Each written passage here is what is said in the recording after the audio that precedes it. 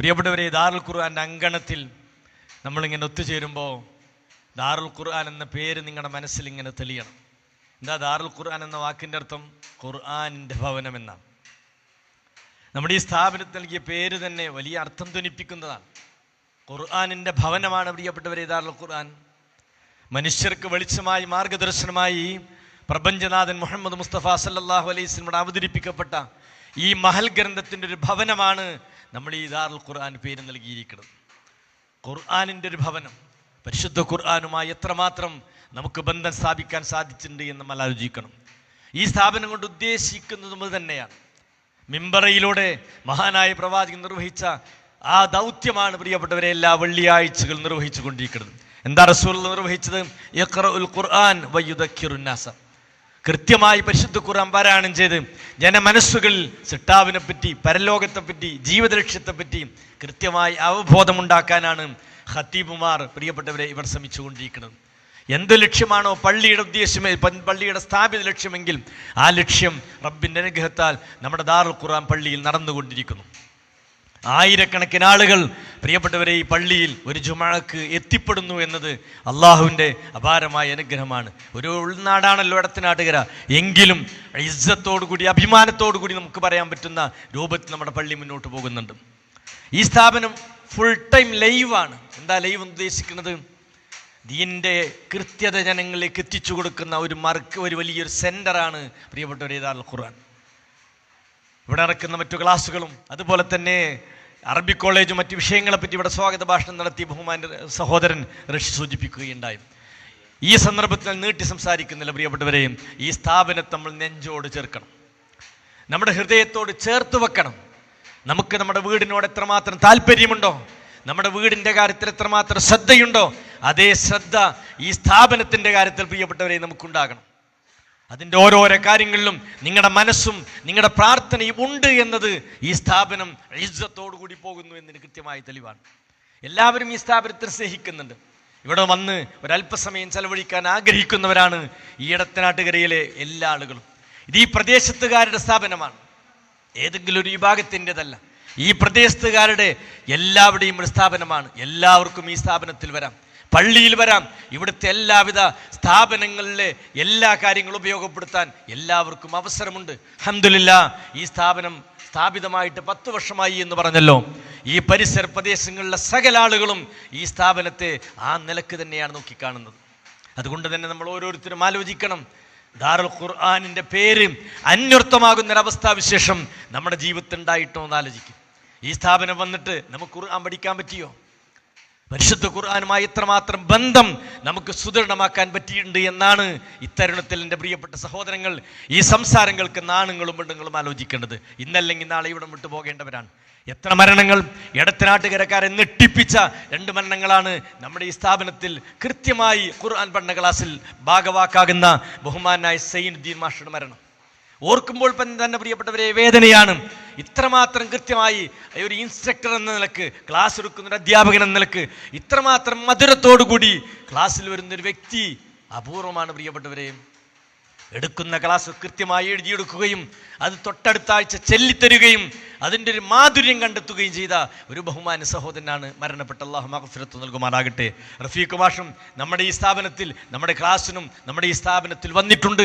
അദ്ദേഹത്തിനും അല്ലാഹു മഗ്ഫിറത്ത് നൽകുമാറാകട്ടെ. ശ്രദ്ധിച്ചോ പ്രിയപ്പെട്ടവരെയും, നമുക്ക് ഈ ഖുർആനുമായി എത്രമാത്രം ബന്ധമുണ്ടെന്ന് ആലോചിച്ചോ.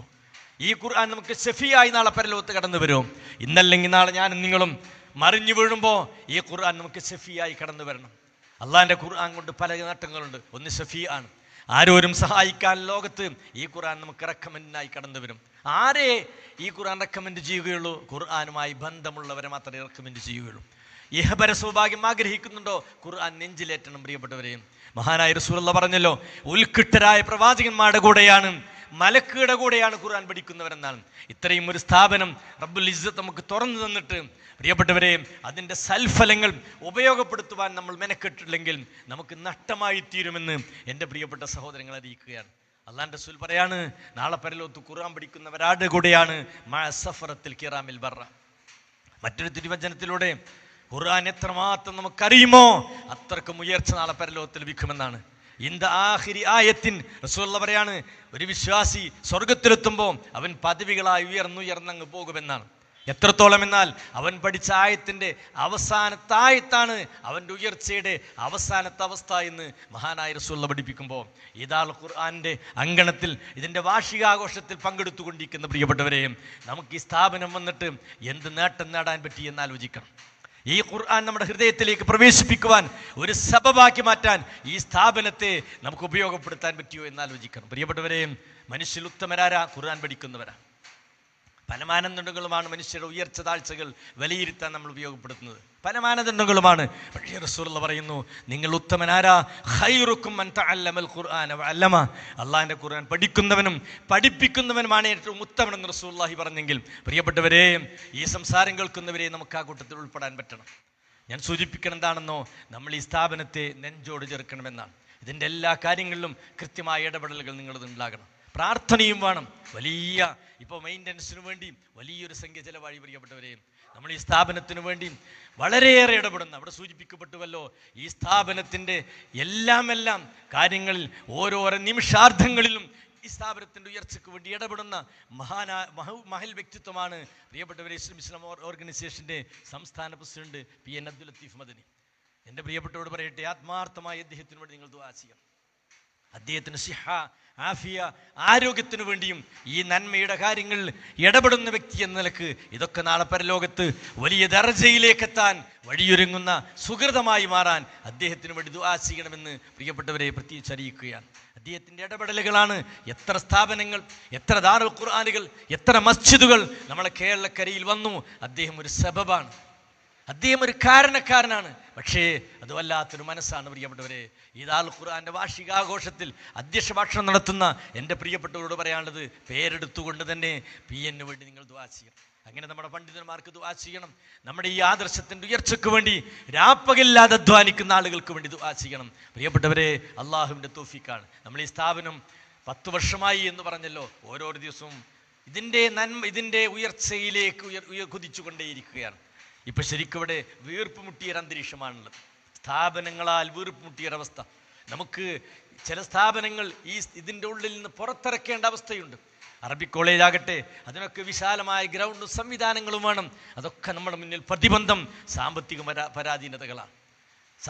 പരാധീനതകളാണ്. കെട്ടിടങ്ങളും മറ്റു സ്ഥലങ്ങളുമൊക്കെ നമുക്ക് വാങ്ങേണ്ട അവസ്ഥാവിശേഷമാണ്.